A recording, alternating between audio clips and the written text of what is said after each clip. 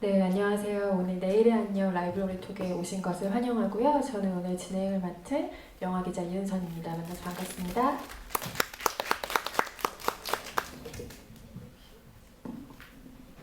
안녕하세요. 반갑습니다. 예, 앞서 소개해 주신 대로 스페인을 사랑하는 현미나입니다. 오늘 여러분과 똑같이 저도 뒤에 앉아서 영화를 봤거든요. 그래서 영화에 대한 솔직한 제 느낌 이런 거를 기자님 도와서 조금 대화 나누고 질문도 받고 그렇게 하겠습니다. 반갑습니다. 영화를 2번 보셨다고. 네, 제가 좀 네. 오늘 못 올 수도 있을 것 같아서 좀 미리 받아서 봤어요, 사실은. 근데 저는 아까 잠깐 우리 얘기 나눴지만 저는 처음에 영화 봤을 때 진짜 많이 울었거든요. 근데 오늘 관객분들은 제가 이렇게 언뜻 보니 전부 킥킥킥 웃으시는 거는 보였는데 이렇게 막 눈물을 훔치거나 그런 분은 별로 안 보이더라고요. 한가피 막 남몰래 닦으셨을 수도 있지 아, 않을까요? 그런가요? 저는 근데 진짜 많이 울었거든요. 왜 그랬는지 모르겠는데 개인적인 어떤 어떤 경험들 이런 것들이 반추돼가지고 그랬을 수도 있고 그냥 뭐 쓸데없이 예민했을 수도 있긴 하지만 아무튼 저는 굉장히 눈물을 많이 쏟아서 다음날 아침에 막 눈이 안 떠져가지고 굉장히 고생할 정도로 울었거든요. 근데 2번 보셨을 때도 마찬가지로 또 지금도 또 울진 않았어요. 저는 어떤 포인트들에서는 물론 웃음도 있지만 눈물이 나기도 하고 묘한 그런 어떤 그 우리 같으면은 좀 슬픈 영화를 굉장히 시파적으로 정말 슬프게 풀 텐데 스페인 사람들 어떤 특유의 그런 웃음과 울음을 좀 잘 믹스한 부분이 있지 않았을까라고 생각을 다시 한번 했습니다. 모든 스페인 영화 그런 건 아니겠지만 그쵸. 스페인 영화를 보고 나면은 좀 정서상 우리와 맞닿는 면들이 있다는 생각이 들어요. 근데 이 영화는 또 특히 어떤 대단히 어려운 서사를 다루고 있다거나 아니면 연출적으로 굉장한 실험을 하고 있다라기보다는 정서에 있어서 굉장히 보편적인 감정에 호소하고 있죠. 어머니의 사랑, 여성의 삶 이런 것들에 호소를 하고 있기 때문에 아마도 많이 어렵지 않게 마그다란 인물의 감정선에 서서히 따라가면서 이 영화에 이입을 하지 않으셨을까라는 생각이 들고요. 지금 잠깐 소개를 해주셨지만 영화에 대한 인상이 좀 구체적으로 어떻게 남아있어요? 어떤 점이 좋으셨는지 네, 좀 지금 나눠주세요. 말씀하신 대로 정말 그 어떤 평범한 사람들의 이야기를 우리 누구에게나 벌어질 수 있는 일을 그렇게 묘사했다는 게 저는 굉장히 좀 더 깊이 와닿는 것 같았어요. 이게 뭐 대단한 어떤 뭐 부자들의 이야기나 뭐 어떤 천재의 이야기나 이런 게 아니라 그냥 일상 속에 벌어질 수 있는 누구나 조금씩 상처를 가지고 결핍을 가지고 있는 우리 누구나가 될 수 있는 사람들이 등장해서 심지어 그 페넬로페 크루즈와 뭐 기타 등등 모든 인물들이 뭐 예를 들면 수영장에서 아르투로가 입는 수영복 그 해변에서 그런 걸 보고도 저는 너무나 그냥 일반의 스페인 아저씨가 해변에서 입을 수 있는 옷을 골랐구나.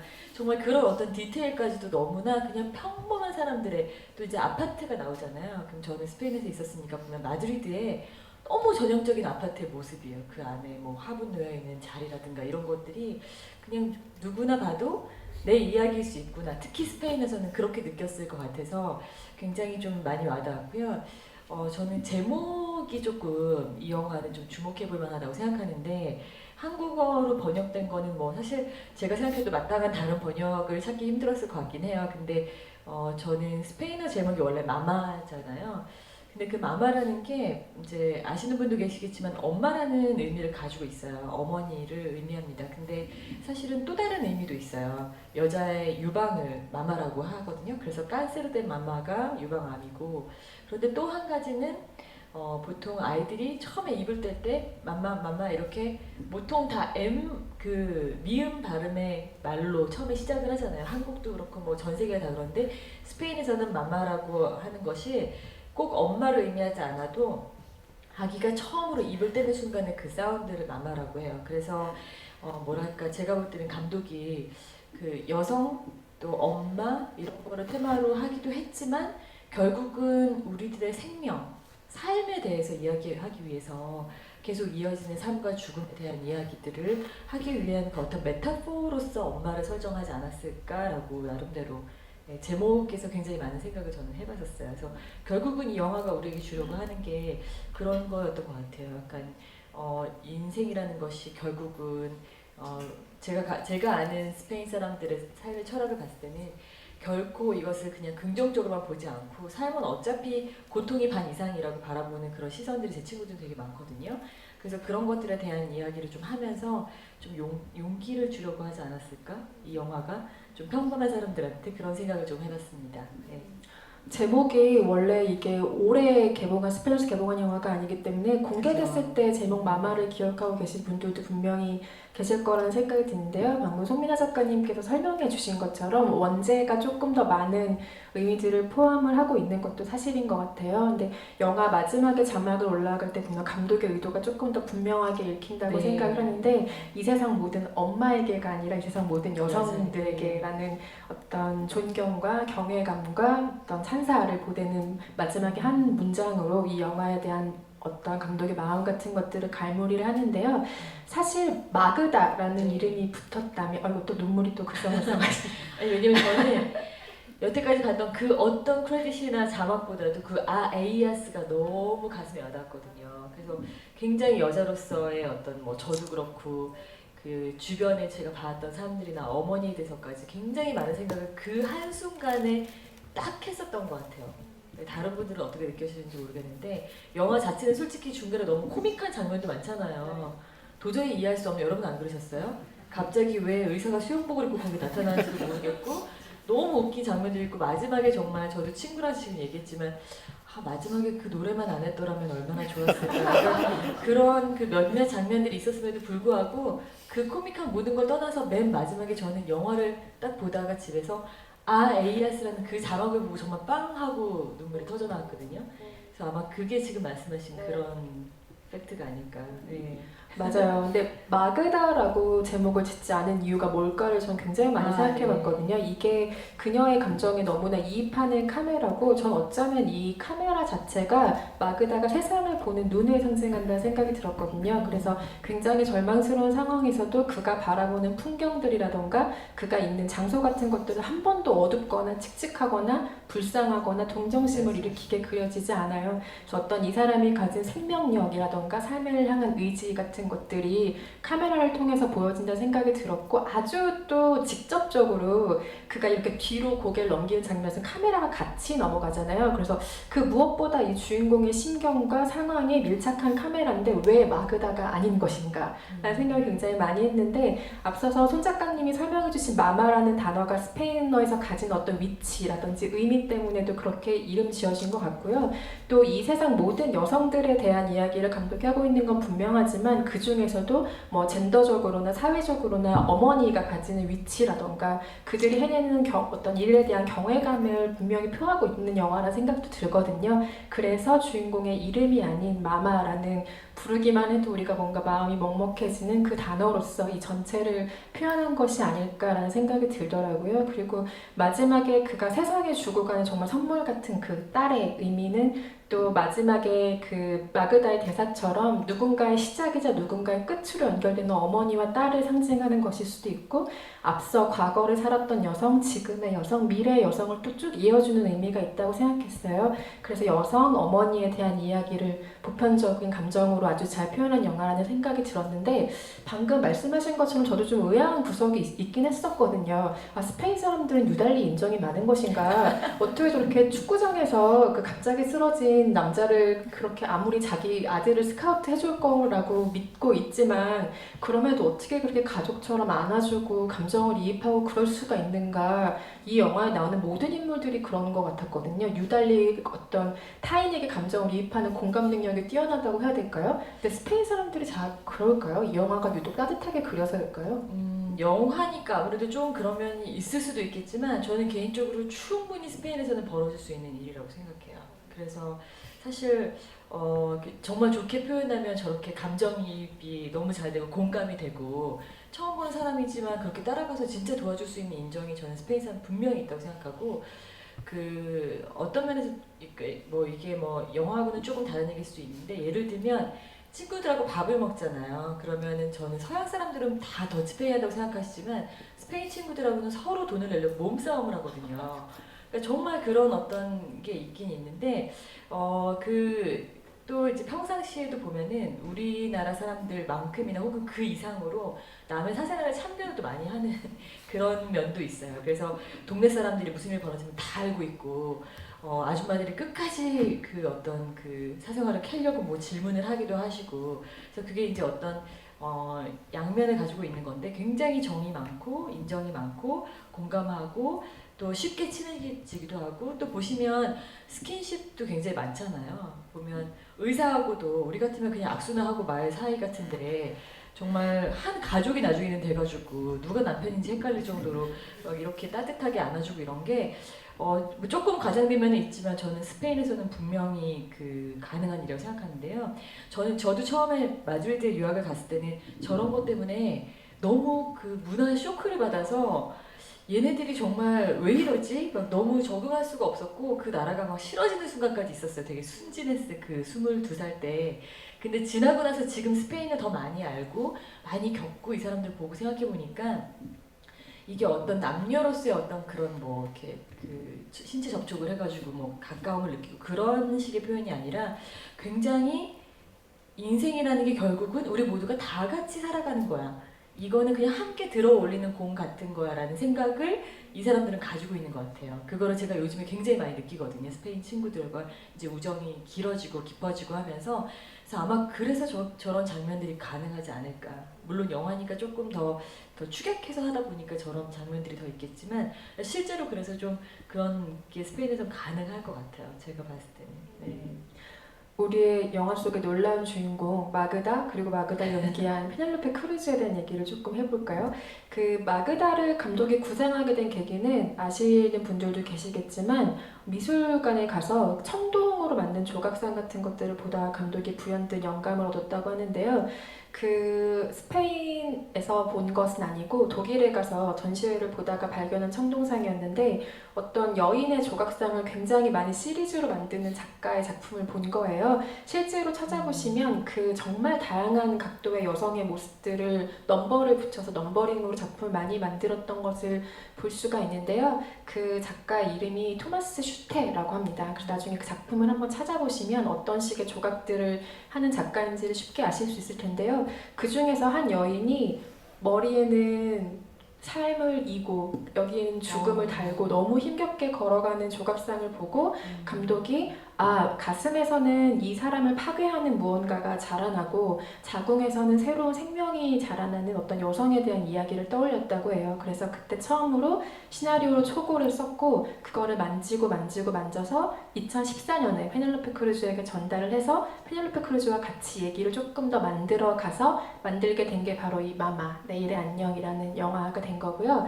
마그다라는 인물은 굉장히 우리가 감정을 이입할 여지도 많고 매력적이라고 느낄 만한 인물이긴 하죠. 근데 손 작가님도 분명히 그렇게 느끼셨을 것 같은데 마그다라는 인물의 어떤 점이 매력적으로 보이셨어요? 저는 사실 굉장히 놀랍다고밖에는 표현이 안 될 정도로 그런 어떤 뭐 암 말기다라고 하는 선고를 받고 또 남편은 바람을 피고 있고 그런 상황에서 또 어린 아들이 있고 너무나 힘든 상황이잖아요. 근데 진짜 잘 보시면 그 아르투로하고 아들이 저녁을 먹고 반지를 선물해주는 그 장면 이전에는 한 번도 그녀가 힘들어하는 장면이 나오지 않아요. 그래서 어떻게 저렇게까지 강할 수 있을까? 근데 어떻게 보면 저게 정말일까? 라는 그 생각이 들지만 물론 이제 암 선고를 처음에 두 번째 선고를 받았을 때 굉장히 괴로워하는 장면이 나오지만 그 외에는 그녀가 굉장히 강한 모습을 보였는데 그런 면에서 우리 모두에게는 그런 강한 면이 있다라는 것을 어쩌면 감독은 말하고 싶었을지도 모르겠다라고 생각했고요. 어쩌면 그 사람이 또 의학도 출신이죠, 감독이. 그래서 본인이 의사 공부를 했었기 때문에 그런 어떤 그 말씀하신 저는 그게 굉장히 흥미로운데 청동상을 보고도 아마 그걸 저렇게 연결을 시킬 수 있지 않았을까 그런 지식도 있고 또 경험도 했기 때문에 그리고 본인이 영화인을 꿈꾸는 그런 어떤 그 의학도였기 때문에 다른 꿈을 가진 의사를 또 영화 속에 집어넣지 않았을까 그런 생각도 좀 해봤었는데 아무튼 막다라는 인물은 어느 누구나 될 수 있지만 어느 누구나 될 수가 또 없기도 한 그런 인물인 것 같아요. 그래서 굉장히 아름답게 느꼈고요. 그 강인함이 굉장히 아름답게 느껴졌고요. 그리고 실제로 페넬로페 크루즈도 제 눈으로 봤을 때는 그 정도면 정말 특수분장도 너무 잘한 거 아니에요? 그 진짜 그 항암 치료 받을 때 깜짝 놀랄 정도로 페넬로페도 저렇게 보일 수 있구나. 너무 가슴이 아플 정도로 막 그 암 환자의 모습이 그대로 드러났는데 그러면서도 머리를 다 깎았는데도 왜 이렇게 예쁜 거예요? 그래서 그 배우에 대해서 물론 그녀가 왜 처음에는 너무 외모적인 것만 가지고 평가를 받았었던 게 이제 불만이었다가 나중에 그 연기력을 인정받는 배우인데 저는 그 어떤 영화에서보다도 되게 좋았던 것 같아요. 마음에 들었습니다. 말씀하신 것처럼 페넬로페 크루즈 같은 경우는 관능의 대명사였죠. 항상 그 배우가 출연하는 모든 장면은 사랑을 굉장히 갈구하다가 눈물 흘리는 여자라거나 굉장히 육감적인 어떤 관등미를 뽐내는 여신의 위치에 항상 감독들이 그녀를 두기를 주저하지 않고 그 또한 감독의 뮤즈가 되기를 주저하지 않았던 유명한 배우라는 생각이 드는데요. 오늘 오신 관객분들 나이대를 가만히 보니까 아마 하몽하몽 아시는 분들도 좀 계실 것 같긴 한데 그 어린 시절 우리의 가슴을 뜨겁게 만들었던 그 하비에르 바르뎀과의 진한 멜로가 있는 그 하몽하몽을 비롯해서 그 페넬로페 크루즈가 가진 어떤 재능의 영역이 완전히 폭넓게 쓰이지 못하던 시기가 분명히 있었던 것 같아요. 그런데 아무래도 페넬로페 크루즈에게 조금 더 넓은 연기 스펙트럼을 선물해준 감독이라면 페르도 알모도바르 감독이겠죠. 그래서 귀향이란 영화를 2006년도에 찍으면서 그것도 스페인 영화로서 굉장히 우리에게 어떤 감정적으로 호소할 지점이 많은 연결점이 많은 부분을 보여준 영화라 생각이 드는데 거기서는 엄마와 딸의 관계에 대해서 엄청나게 집요하게 연구를 하고 파고 들어간 우화였죠. 그래서 거기서는 페넬로페 크루즈가 딸로 위치지어지면서 이제 엄마를 이해하고 자신의 세대를 받아들이는 연기를 귀향을 통해서 했고 또 그걸로 칸 영화제에서 여우주연상까지 수상하면서 그의 연기 스펙트럼이 조금 더 넓어졌다는 생각이 드는데 그 이후에 할리우드에서 활동하는 것 역시 탄탄히 챙겨가면서도 고국인 스페인에서 이런 작품들을 찍는다거나 하는 방향으로 본인의 스펙트럼을 굉장히 넓혀가고 연기의 진폭을 넓혀가는 연기 행보들을 보여주고 있다는 생각이 들어요. 사실 중년이 넘어간 여성 배우들에게 도전이란 단어는 생각보다 무서운 단어거든요. 왜냐하면 자기가 가지고 있는 욕심이나 배우로서의 욕망보다 그 배우들이 출연할 수 있는 영화적인 환경이 먼저 앞서는 상황들이 너무나 많기 때문에 배우들에게 많은 기회가 돌아오지 않는 것도 사실이고 그 배우에게 새로운 모습을 발견하게 되지 못하는 경우들이 많은 것도 사실이에요. 근데 페넬로페 크루즈는 굉장히 용기 있는 모습으로 자신의 분야 혹은 스펙트럼을 개발해 나가고 있다는 생각이 들고요. 또 연말에 아마 많이들 기대하시고 계실 오리엔탈 특급 살인사건에는 또 굉장히 색다른 모습으로 페넬로페 크루즈가 등장을 해요. 그래서 그녀가 앞으로 어떻게 연기해 나가고 어떻게 자신의 행보를 넓혀가고 있는지 보시는 것도 이 영화를 시작으로 아주 흥미로운 관람법이 되지 않을까 하는 생각이 듭니다. 네. 영화에서 근데 좀 의아했던 설정들이 분명히 있을 것 같아요. 제가 한 2가지 정도만 얘기를 해보면 나타샤의 존재란 과연 무엇인가? 환영처럼 나타났다가 계속 마그다에게 용기를 불어 넣어주는 것 같은 이 환영의 이미지는 무엇일까? 알듯 모를 듯 막 그랬거든요. 중간에. 네네, 그런 이미지들이 많이들 궁금하셨을 것 같고 또 하나는 이 뜬금없는 축구 장면들은 무엇인가? 아무리 아들이 축구 유소년의 어떤 그 축구 선수의 꿈을 가지고 있는 유망주라고 해도 유로 2012년의 장면은 왜 나오는 것인가? 스페인은 과연 저렇게 축구가 자랑스러운 나라가 맞구나 이런 생각들을 하게 하는 여러 가지 상황들이 나오죠. 근데 사실 정답은 없죠. 보시기에 따라 얻어가시는 어떤 무엇이 그 장면들에 대한 정확한 의미가 맞을 텐데요. 해석을 간략하게만 해보건데 나타샤가 처음에는 굉장히 추운 빙판을 걷는 소녀의 이미지로 등장을 하잖아요. 그래서 저희는 무슨 사연이 있길래 저렇게 멍한 표정으로 빙판길을 걸어올까 하다가 영화를 보다 보면 의사가 입양하려고 하는 러시아 시베리아에 살고 있는 소녀라는 설정임을 알게 되죠. 그런데 마그다가 그 존재에 계속해서 신경을 쓰면서 어떤 일이 벌어지는가 하면은 처음에는 죽음에 대한 두려움에 느끼는 순간마다 그 사진이나 소녀 이미지가 등장을 해요. 굉장히 춥고 시리고 차가운 상황들이죠. 근데 그러다가 의사에게 계속해서 물어보잖아요. 언제 데려올 거예요? 나타샤는 데려왔나요? 라고 물어보는 거는 저는 생명에 대한 약속의 개념으로 생각을 했거든요. 그러니까 마그다가 계속해서 자기의 딸을 지키고 엄마로서의 책임을 끝까지 지고 가려고 하는 것처럼 생명에 대한 약속을 바로 그 나타샤라는 환영이 계속해서 이 마그다라는 캐릭터에게 불어 넣어주고 있는 것이 아닌가라는 생각을 했어요. 심장, 뱃속의 아기, 자궁 이런 모습들은 따뜻하고 빨간 어떤 색감을 보여준다면 이 나타샤가 나타나는 장면들은 처음엔 푸르고 시리고 너무 막 뼛속까지 시릴 것 같은 상황들이지만 점점 마그다와 동일시되면서 그 해변에 갔을 때 걸어 나오는 개를 바다로 다시 던져줘서 살 수 있게 그 아이가 만들어준다던가 따뜻한 포옹을 마그다 가족과 함께 한다거나 점점 그 아이가 가지고 있는 의미가 조금씩 변화한다는 생각이 들었어요. 그래서 그리고 좀 더 나아가서 해석을 해보면 그 아이가 걷는 길 같은 것들이 어쩌면 그 마지막에 생명을 잉태한 마그다가 아이를 낳았을 때 그 아이가 걸어가는 이후의 상황까지 어쩌면 의미적으로 생각하게 만드는 연출이 아니었을까라는 생각이 들어요.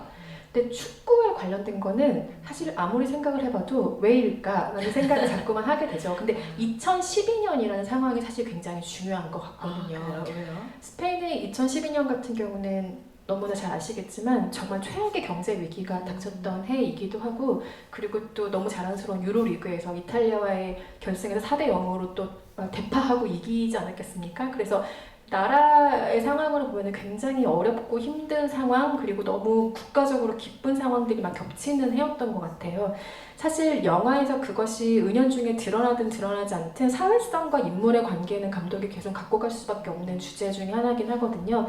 마그다의 상황과 사실 이 상황이 크게 다르지 않아요. 뭔가 실업하고 남편한테는 바람맞고 모든 자기 막 지금 유방을 절제해야 되고 살 수 있을지 없을지 모르는 너무 암담한 상황과 선물 같은 애인이자 남편이 등장을 하고 너무 선물 같은 아이의 존재가 생기고, 이런 것들이 뭔가 행복과 불행이 계속 붙어있다라고 하는 아까 손 작가님께서 말씀하셨던 스페인의 인생관 같은 것들을 은유적으로 표현해주고 있는 장치라는 생각도 들었고, 그렇기 때문에 굳이 이 유로 2012의 기쁨이 있었던 2012년도를 해로 설정하지 않았나라는 생각도 들긴 하더라고요. 네. 네. 실제로 축구가 스페인 사람들의 인생에서 너무 중요하긴 중요하죠. 그래서 보통 만나서 종교가 뭐냐고는 안 물어봐도 너는 어느 팀이니?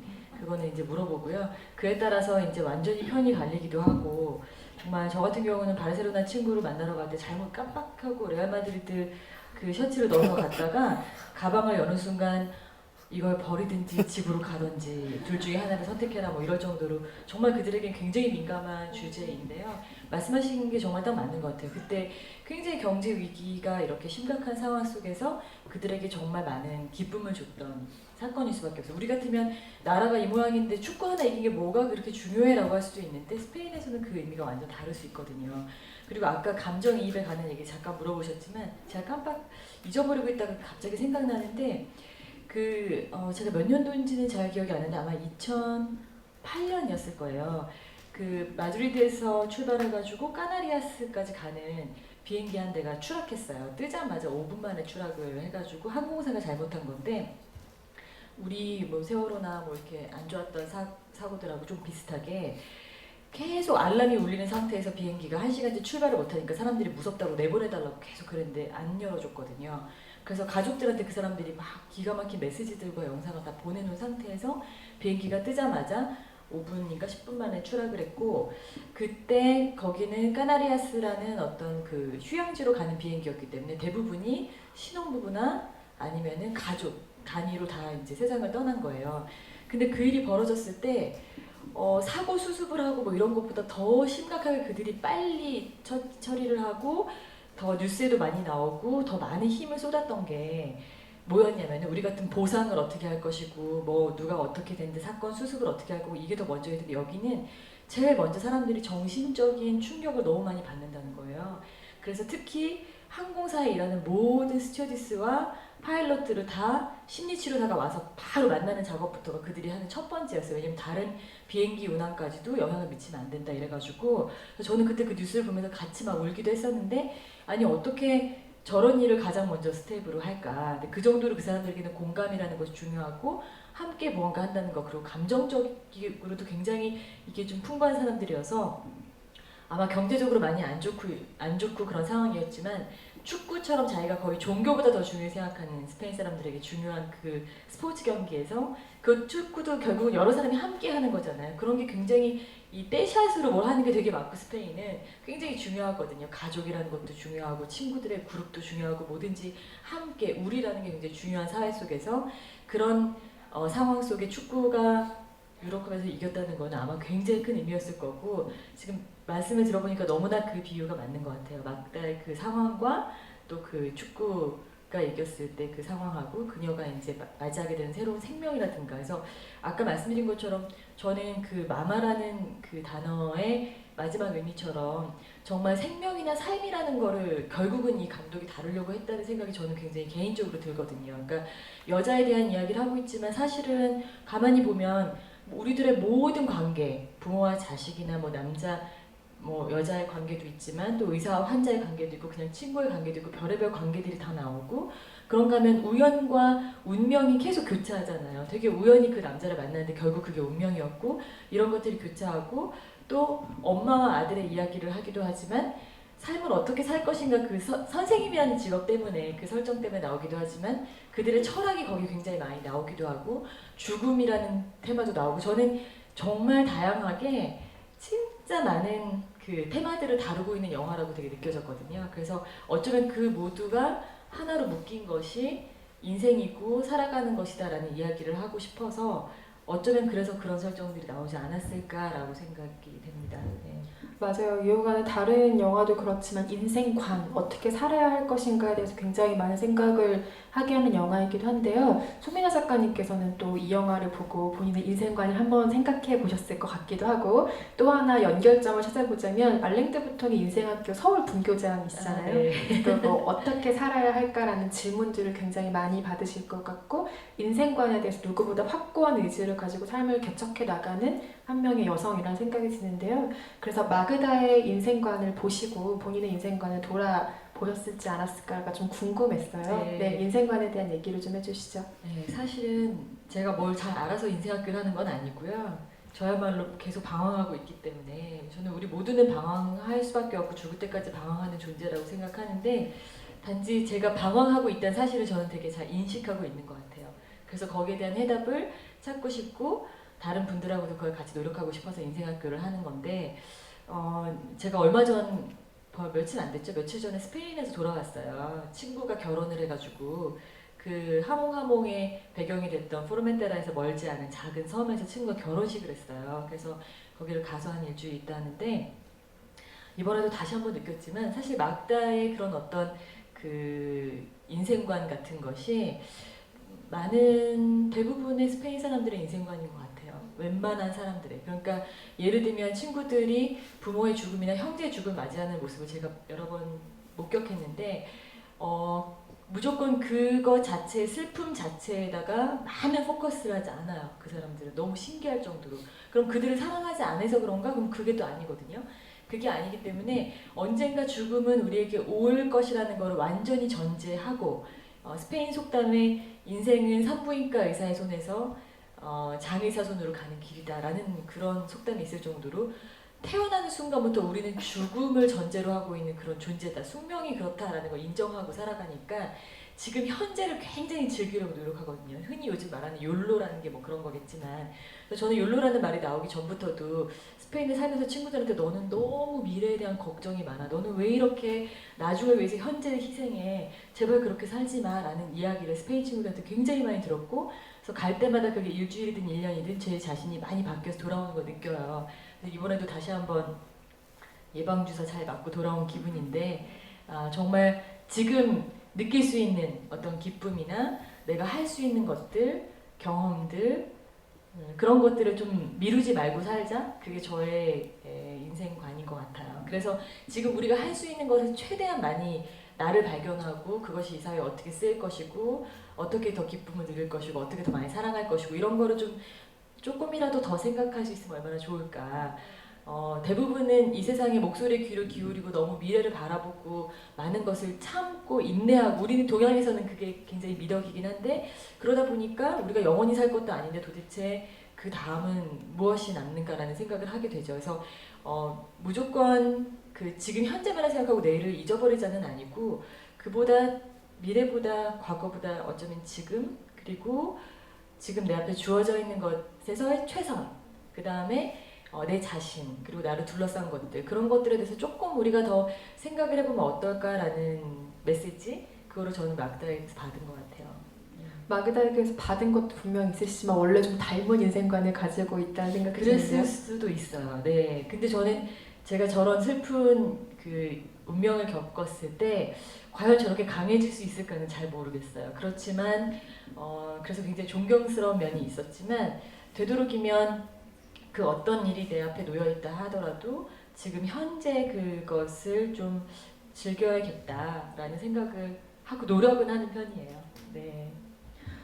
영화 속의 마그다처럼 저렇게 온전히 사랑을 주고 가는 삶이면 네. 굉장한 삶이지 그쵸. 않을까. 네. 저럴 수 있으면 바래도 되는 삶이겠다는 생각을 전 영화를 보면서 굉장히 많이 했어요. 아마 영화를 보시는 도중에 그리고 오늘 집에 돌아가셔서 뭐 사람들과 이 영화에 대한 얘기를 나누시면서 인생관, 내가 앞으로 어떻게 살아갈까, 어떤 사랑을 줄 수 있을까에 대한 얘기를 많이 나누실 것 같고, 그게 이 영화의 마그다가 우리한테 준 또 조그만 선물 같은, 어쩌면 아주 큰 인생의 보물 같은 생각이 드는데요.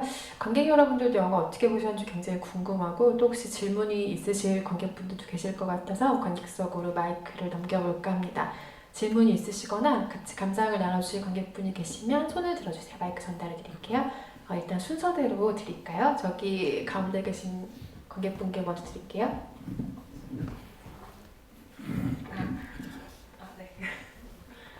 이렇게 만나 뵙게 돼서 너무 영광이고요. 영화 모르고 있었던 부분 많이 이제 좋은 말씀 해주셔서 더 의미가 있었던 것 같습니다. 제가 드리고 싶은 질문은 제 개인적으로 지금까지 굉장히 수동적으로 지내왔던 것 같아요. 그래서 학교를 졸업하고 직장에 다니고 그렇게 지내왔는데 이제야 제가 무언가를 제가 원하는 걸 좀 찾아서 시작할 수 있는 시기가 된 것 같아서 제가 지금까지 하지 않았던 일을 새롭게 시작하려는 지금 약간 과도기에 있거든요. 그런데 제 자신도 아직 확신이 안 드는 상태에서 이거를 어떻게 내가 끌고 갈 수 있을지, 혹시 그런 경험이 있으시면 어떻게 극복을 하시고 어떻게 그런 전환을 하셨는지 성공적으로 그게 궁금합니다. 그런 경험의 선두주자이시잖아요. 그죠? 근데 정말 이런 질문들을 많이 하시거든요. 근데 당연한 것 같아요. 그런 고민을 하시는 게. 왜냐면 저도 그랬고, 그리고 어쩌면 지금도 그런지도 모르겠어요.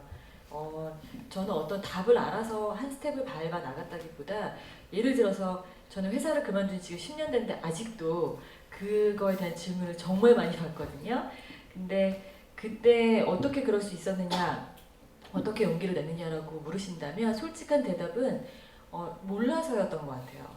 제가 이 길을 갔을 때 저 길을 갔을 때 과연 어떻게 될 것인가에 대해서 고민을 정말 많이 했는데 그 어떤 것에 대해서도 우리는 미래에 대해서 아무것도 확신을 가질 수 없는 게 사실이다. 그게 바로 진리다라는 생각을 딱 하는 순간 갑자기 용기가 났던 것 같아요. 어차피 여기 있어도 이 길을 택해도 우리는 미래를 알 수 없고 저 길을 택해도 알 수 없다면 답은 내 안에 있지 않을까. 그래서 그 다음부터 저는 제 자신에 대해서 굉장히 고민을 많이 했는데 저에게 딱 한 가지 자신 있는 게 있었어요. 저는 저보다 훨씬 능력 있고 뭐 더 운도 좋고 뭐 사람이 항상 위를 쳐다보면 한도 끝도 없기 때문에 항상 내가 제일 못한 것 같고 제일 못난 것 같고 제일 불운한 것 같거든요.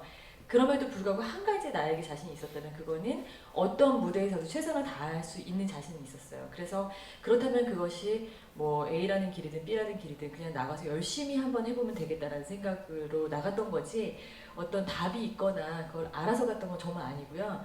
20대 때는 30대가 되면 뭔가를 알 것 같았는데 30대가 되니까 더 불안한 거예요. 더 뭔가 30대가 됐는데도 뭘 몰라 그러니까 더 불안한 거예요. 나만 그런가? 그런데 40대가 되면은 뭔가 좀 더 클리어하고 세상을 알 것 같았거든요. 근데 아닌 거예요. 이제는 정말 이제야말로 나는 모르면서 나이만 먹는구나 그런 생각이 들고 더 불안한 거예요. 50대가 되면 또 비슷할지도 모르겠어요. 어쩌면 죽을 때까지 비슷한 느낌일 수도 있는데 그냥 그 안개 속을 계속 가는 게 인생인 것 같아요. 근데 중요한 건 내 안에 믿음이 있어야 되는 것 같아요. 그래야지 그걸 갈 수 있거든요. 한 걸음 한 걸음을 만약에 내가 나에 대해서 믿음이 없으면 뗄 수가 없어요. 그래서 제일 중요한 건 본인에 대해서 탐구를 많이 하시는 거예요. 그래서 저희가 인생학교를 하고 있습니다. 사실은. 그래서 내가 어떤 사람인지 내 안에 어떤 열망이 있고 어떤 괴로움이 있고 어떤 강인함이 있고 어떤 나약함이 있는지를 자꾸만 파악하고 나하고 이야기를 많이 하셔야 돼요. 그러다 보면 그 안에서 어떤 울림 같은 것도 조금 들리기 시작하고 용기가 생길 때도 있고 내가 나를 위로해주는 방법도 알게 되고 좀 그런 것 같아요. 저는 그렇게 이겨나가고 있습니다. 너무 좋은 말씀 해주셨지만 사족을 조금 붙이면 사실 저도 비슷한 입장이었거든요. 왜냐하면 저는 영화 기자로 매체에서 10년을 일하다가 프리랜서로 선언한 지 지금 1년 정도가 됐어요. 처음에 엄청나게 고민이 많았거든요.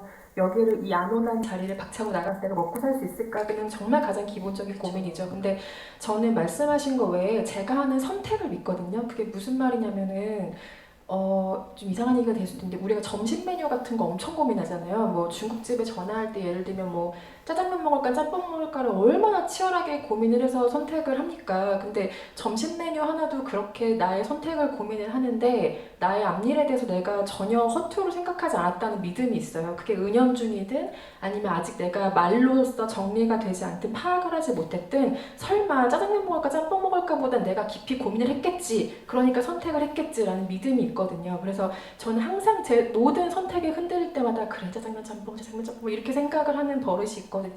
근데 그게 정말 말도 안 되게 도움이 될 때가 있어요. 그래서 뭔가 자기의 선택에 대한 믿음도 같이 가지고 계시면 조금 더 도움이 되지 않을까 마그다처럼 이라는 생각이 듭니다. 네, 또 질문 있으신 분 계세요? 더 늘어났네요. 어떡하지? 손민아 작가님이 한 분. 여기 아까도 일찍 소리 드셨어가지고 네.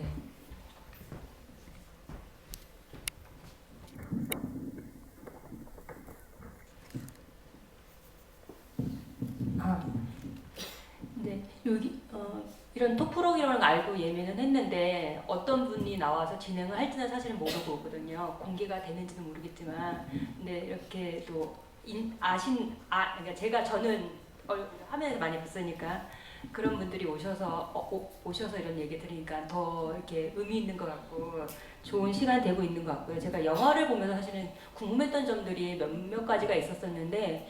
그런 거를 사실은 여기서 어느 정도는 좀 들었었던 것 같아요.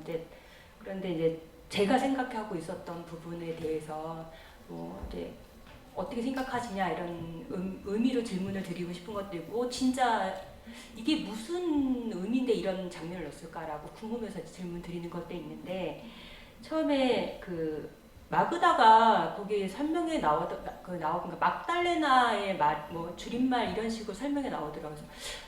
사실 저는 이제 종교가 없어서 막달레나 마리아가 어떤 이제 성년지 몰라서 잠깐 검색을 해봤더니 예수가 부활한 모습을 처음 본, 그리고 그 부활 소식을 그 제자들에게 처음 알려준 사람. 그렇다면 사실은 저희는 그 딸이 그 마그다가 부활한 거 아닐까라는 생각을 조금 했었거든요. 마그다의 다른 모습으로 가족 주변에서 이렇게 존재하는 어떤 대체의 마그다가 아닐까라는 생각에서 그래서 이 주인공 이름을 마그다를 했었던 게 아닐까라는 생각을 좀 하면서 했고 또 하나는 아까 이제 그 제목에 대한 것은 그 유방의 또 다른 거라는 거가 오히려 진짜 원제의 중의적인 의미가 더 있어서 우리가 이제 스페인어를 몰라서 그렇지 더 적당한 제목 아닐까라는 생각을 좀 들었었고 왜 우리는 내일이 안 일어섰을까? 이런 게 오히려 그렇고 또 하나는 저는 사실은 올해 24주라는 영화를 봤었어요. 예, 네 이걸 간단한 줄거리를 보고 사실 그 24주라는 영화랑 어떻게 비교가 되게 그릴까? 거기서도 왜냐하면은 그 5주째, 그러니까 24주 때, 그 5개월 때 그 양수 검사를 해서 장애아 여부를 좀 확인하잖아요. 근데 장애아라는 아이를 내가 낳을 수도 있다라는 거를 받아들였어요, 힘들게. 그런데 그 아이가 심장이 이제 심장 없이 아니면 심장에 이렇게 문제가 있어서 빵꾸가 나서 아이를 태어나자마자 큰 수술을 해야 되는 그 과정에서 이제 임신한 엄마가 결국 유산을 선택하거든요.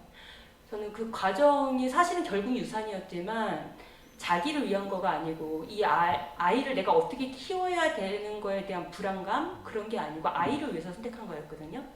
근데 여기서는 사실은 자기도 지금 시한부 인생을 사는데 아이를 기쁘게 받아들이고 아이를 건강하게 낳고 소원이 그거잖아요. 딸 아이였으면 좋겠다. 그리고 그 아이를 내가 보고 죽었으면 좋겠다. 같은 내용인 것 같다는 또 생각도 들거든요. 근데 아니면 하나는 독일 영화고 하나는 스페인 영화다 보니까 조금 더 다른 이렇게 그 줄거리로 그린 거 아닐까 싶은 생각도 드는데 좀 그런 걸 보면서 이제 좀 영화를 조금 더 다르게 좀 더 또 다 비교하면서 봤었고요. 축구 장면은 저는 단순하게 다른 사람들은 다 여름 때 가족하고 같이 이렇게 보면서 즐겁게 보내는데 이제 그 항암 치료를 받으면서 아들한테 숨기기 위해서 아들은 또 멀리 친척한테 보내고 혼자 그 장면을 보면 저는 그게 더 외로워 보였었거든요. 좀 안 된 장면, 안 된 어떤 거를 심화시키기 위해서 그 장면을 넣었다 생각을 했었는데 그 2012년 그 유로축구가 그런 의미가 있었는지는 몰랐고요. 그리고 2012년도 스페인의 상황도 그래서 조금 더 제가 다시 이렇게 다시 또 한번 의미 있게 봤었던 부분인 것 같아서 그런 부분 이제 정리하면서요. 저는 사실은 그 아이한테 그 수학 공부 언어 부분 낙제시키지 않겠다면서 않으려고 이렇게 공부시켰을 때 했던 말이 좀 제일 남는 것 같아요. 어떻게 살아야 되는가, 행복하게 살아야 되는 건 무엇인가 얘기를 하는데 기쁨은 가까이 두고 아픔은 멀리 두고 대신 상처를 주지 않게 해라. 그 상처 주지 않는 대상에는 너도 포함이 된다. 그게 저는 이 영화의 가장 마지막 이렇게 갖고 가는 대사인 것 같다는 생각하면서 네, 제가 좀 길게 얘기를 했는데 그 부분에 대해서 어떻게 생각하시는지 하고 근데 이거는 이해가 안 되는 건데 자기 유두가 있는 그 새로운 남자친구가 그걸 선물을 갖고 오잖아요. 물론 이제 환상인 것 같긴 한데 그게 어떤 의미일까라는 그건 한번 질문으로 드리고 싶습니다.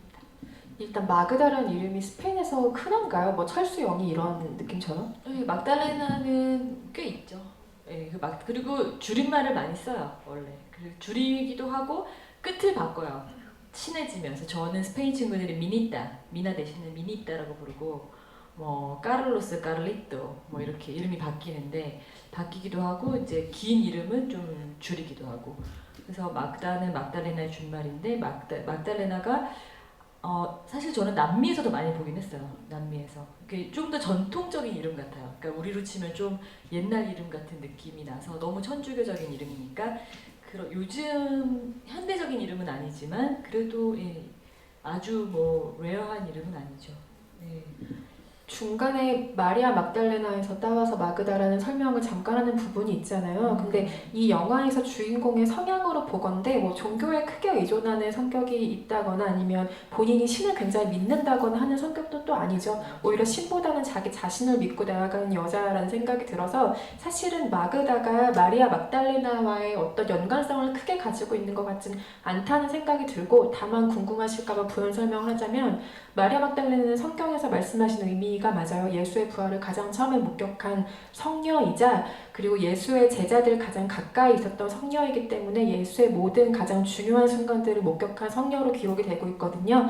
그래서 베드로가 이 마리아 막달레나를 시기했다는 기록 같은 것들이 있어요. 그래서 이 마리아 막달레나 같은 경우는 어떤 기록에는 굉장한 성녀로 기록이 돼 있고 어떤 기록에는 창녀로 기록이 돼 있기도 하거든요. 근데 그 기록 자체가 그 베드로를 포함한 남성 제자들의 질투 때문에 그 마리아 막달레나의 지위가 격하됐기 때문에 그런 기록들이 남아 있었다고 하고 제가 알고 있기로는 2016년도에 마리아 막달레나의 지위가 아예 교황의 지명으로 성녀로 승격된 걸로 알고 있어요. 그만큼 기록이 되게 여러 가지로 남아있는 마리아 막달레나라는 인물이고 아마도 스페인에서 말씀하신 것처럼 그 종교적인 의미를 가지고 있는 이름들이 많으니까 뭐 종교적인 연관성을 갖고 있다기보다는 그냥 그 중에 이름의 하나로 가장 보편적인 이름으로서 쓴 게 아닐까라는 생각이 들고 그 유두에 대한 판타지 같은 경우는 영화에서 보시면 그 남자친구 이름이 뭐였죠? 갑자기 생각이 안 나네. 아르투로의 부인이 사고를 당했다는 소식을 듣고 병원에 같이 갔을 때 그 응급 산소호흡기 꽂고 하고 막 응급실에 누운 여자를 볼 때 가장 먼저 마그다가 보는 게 그 여자의 가슴이에요. 그렇기도 하고 뭐 해변에서도 다니는 젊은 여자들의 가슴을 보기도 하고 아들이 막 아빠가 가슴 이만한 여자랑 만난다고 할 때 약간의 좀 이상한 기분을 느끼기도 하고 그러니까 그게 자기의 병을 고치는 게 1차적인 목표이고 자기가 살아서 사랑하는 아들과 주변 사람들을 지켜야겠다는 게 이 사람의 가장 큰 목표이긴 하겠지만 사실 가슴이라는 게 우리가 여성성으로 표현되는 어떤 신체 부위이기도 하잖아요. 이 사람에게는 어쩌면 여성성을 모두 잃어버린다는 생각 때문에 굉장히 슬펐을 거란 말이에요. 근데 그거를 직접적인 대사로 표현해주진 않지만 판타지로 유두를 선물 받고 너무나 기뻐하는 장면들이라던가 다른 여자들의 가슴을 보면서 조금씩 부러워하는 장면들을 통해서 아마도 마그다가 가지고 있었을 감정을 조금 간접적으로 감독이 표현해줬다는 생각이 들어요. 그래서 아마 그런 판타지 장면이 들어가지 않았을까 싶거든요. 네, 저도 그렇게 생각해요. 네. 그래서 그 아르투로가 좀 장면이 그렇게 뭐 기분 좋게 볼 수 있는 장면 아니고 이상하게 느껴지지만 그 선물 상자를 줬을 때 근데 그리고 나중에 막 그런 이야기도 나오잖아요. 그러니까 뭐 전혀 사랑을 나누지 못하고 있다 이 남자랑. 그래서 어떻게 보면 그 원초적인 어떤 성적인 관계가 있어야만 그 사랑이 성립되는 것이 아니다라는 어떤 그런 메시지를 감독이 주지 않았을까. 이렇게 던져버리고 아들한테 저거 필요 없고 그냥 단순히 당신을 사랑한다고 전해라. 선물 같은 거 필요 없다 이렇게 이야기하는 거 보면 반드시 어떤 그런 깊은 육체적인 관계가 있어야만이 숭고한 사랑이 완성되는 게 아니다라는 이야기를 조금 하려고 그러지 않았을까? 저는 좀 그렇게 봤어요. 맞아요. 그래서 그 판타지에서 유두를 담아왔던 통에 현실에서 가져오는 건 가발이잖아요. 맞아요. 그 사람의 가장 추하고 부끄러워할 어떤 모습들을 가려주는 가발을 넣어온 것도 굉장히 현실적인 장치라고 생각했던 것 같아요. 맞아요. 시간이 많이 흘러가지고 마지막 한 개 질문만 더 받아볼까요? 죄송하지만 먼저 손 드신 분께 드려야 될 것 같아요. 뒤쪽에 남성 관객분께 드릴게요. 예, 안녕하세요. 저는 2000년대 초반에 마드리드하고 바르셀로나 갔다 왔고 제가 제가 영국에서 13년 산 동안 막판에 스페인 사람을 2명 만났습니다. 같이 살았고 둘 다 여자고 둘 다 세비야 사람이고 글쎄 저 축구를 좋아합니다. 승마 좋아하면서 축구 좋아하고 걔네는 레알 베티스 좋아하고 저도 지금 이제 레알 마드리드 좋아하고 3개월 한 번씩 알라 마드리드 저한테 오고 있고 저도 또 한 번 스페인 진짜 한번 가보고 싶습니다. 목적은 간단합니다. 레알 마드리드하고 바르셀로나 경기 봐서 바르셀로나 이기는 거 제 꿈이죠. 선배 작가님한테 질문하고 싶은 게 있습니다. 우리나라에서 스페인 하면은 언론에서 보여주는 게 아마 대부분이 아마 축구일 겁니다. 다른 것도 나오긴 하겠지만, 그래서 혹시 한국에서 스페인 홍보하면서 혹시 어려운 점이 있다면 말씀해 주시면 없으시면 상관없고요. 두 번째는 나중에 완전히 은퇴하시면 스페인 가서 혹시 살고 싶은 생각이 있습니까? 스페인을 홍보하는데 어려운 점은 없고요. 제가 사실 영광스럽게도 예전에 그 전에 한국에 대사님으로 계셨던 스페인 대사님 델핀 콜로메 대사께서 제 스페인어는 잘할 책이 나왔을 때 야, 내가 여기 살면서 3년 동안 못했던 일을 네가 책 한 권으로 해냈구나. 갑자기 사람들이 스페인이 어디 있는지 알아. 너무 좋아하시면서 그 당시 카를로스 국왕한테 이야기를 해서 정말 저에게 그 스페인 홍보대사 그걸 받아주셨어요. 국왕의 승인을 받아서. 영원히 그 기한도 없는 홍보대사를 제가 하고 있는데 사실은 그때보다 지금은 정말 스페인 많이 하시고 여행도 많이 가시고 제가 별로 큰일 하지 않았는데도 자연스럽게 스페인 좋아하시는 분들 많아서 어려움은 없고요. 은퇴하고 갈 수도 있겠죠? 가서 살아도 나쁘지 않은 곳이라고 저는 생각하는데 근데 사실 바로 이 영화의 메시지가 우리가 아까 욜로 얘기도 나오고 다 했지만 꼭 은퇴를 하고 나서 가야 될까? 라는 생각도 저는 해요. 그리고 꼭 모든 걸 다 버리고 가야 될까? 여기서 반 저기서 반 살 수는 없을까? 모두가 그런 꿈들을 막 꾸시겠지만 사실 꿈을 꾸면 많이 이루어지기도 하더라고요. 그 꿈을 계속 가지고 있으면. 그건 중간에 안 되라고 하는 건 자기 자신인 것 같아요. 그래서 저는 되든 안 되든 계속 그 꿈을 꾸고 있는 사람 중에 한 명인데 스페인은 살아도 좋은 나라 같다고 생각합니다. 아쉬우니까 질문 하나만 짧게 받아볼까요? 네. 소민아 작가님 어느 분 질문을 마지막으로 받아볼까요? 여기 핑크색 옷 입으신 우리 여자분께서 뒤에서 두 정말, 번째 네, 줄에 열심히 계신 손을 분이군요. 들어주셨어요 아까부터. 네, 감사합니다. 다른 분들도 좋은 질문을 많이 해주셨는데 영화에 대해서 조금 얘기를 더 해보고 싶고 제가 느꼈던 거 짧게 말씀드리겠습니다. 전 사실 뭐 사전 정보는 별로 없이 이제 보고 싶은 영화는 그냥 일부러 오는 편인데요. 이 영화에서 그 마그다가 제 말기암 진단 받은 다음에 그 태도나 그 상황을 해석하는 게 좀 참신했던 것 같은데요. 저는 이제 한국적인 심파 그 불치병에 길들여져 있는 사람이기 때문에 진단받고 이제 새 남자친구 아르투르에게 이렇게 얘기를 하면서 보통은 저희는 그런 그 플롯에 익숙하잖아요. 내가 미안하다. 내가 죽을 사람인데도 뭐 당신을 사랑해서 미안하다. 이런 대사를 굉장히 그 제가 세뇌되어 있어요. 네, 그런 90년대 멜로디라마 그런 게 나올 걸로 막 다 내 잘못이야, 막 이런 거. 파블로프처럼 되어 있었는데 그런 대사가 전혀 나오지 않았던 점이 좀 참신했던 것 같고 그다음에 뭐 강하게 자신을 다독이고 강해지려는 자신이 도와달라라고 말은 하지만 결국 또 다른 장면에서 나를 보호하는 사람이 뭐 남자친구는 아닌 것 같다 이런 얘기를 했을 때 그것도 굉장히 참신했거든요. 그래서 이제 두 분께 두 가지 질문을 드리고 싶은데 하나는 그 나타샤와 관련해서 저는 그 나타샤 등장을 굉장히 여러 번 하고 강조하는 게 좀 마법적인 거, 뭐 가르시아 마르케스 같은 그런 느낌을 받았는데 스페인 사람들도 그런 정서나 문화적인 배경이 있는지 작가님께 좀 질문 드리고 싶었고요.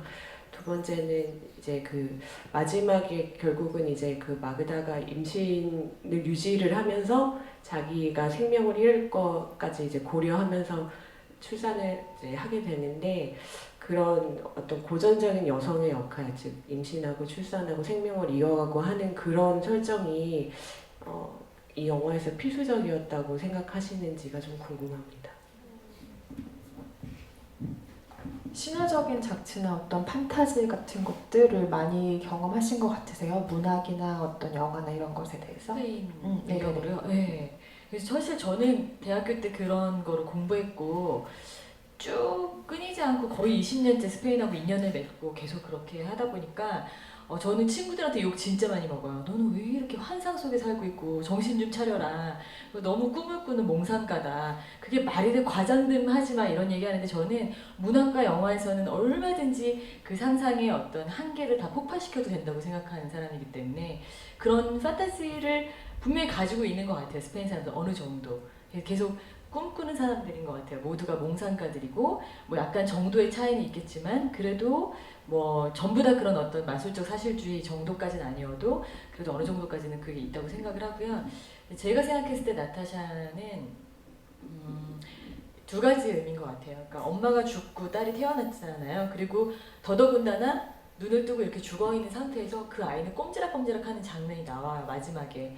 그런 걸 보면서 결국 삶은 이어진다라는 그런 거, 그러니까 뭐 세상은 계속 가고 삶은 이어진다라는 끊어지지 않는 뭐 영혼도 계속 이어지고 약간 그런 거에 대한 메시지를 담고 있지 않았나 생각하고요. 그 다음에 한 명의 그 마지막 장면에 보면 좀 코웃음이 나긴 했지만 우리 모두가 그 노래를 부르는 장면에서 그 어린 아이가 한 명 태어남으로 해서 너무 많은 사람들에게 기쁨을 주잖아요. 그러니까 어떤 그 각각의 세 명의 남자, 어린아이부터 그 의사가 있고 아빠가 있는데 그 세 명의 남자의 각각의 삶에서 결핍될 수 있는 부분들을 다 그녀가 그 새로 태어난 아이가 좀 이렇게 메워주고 있다는 느낌. 뭐 의사 같은 경우는 아빠가 아니지만 찾지 못했던 그 딸 이름이 나타샤고 또 그 아빠는 그 아르투르는 애초에 딸과 부인을 첫 번째 부인을 잃은 상태에서 얻은 거니까 거기에 대한 어떤 결핍 또 엄마를 잃은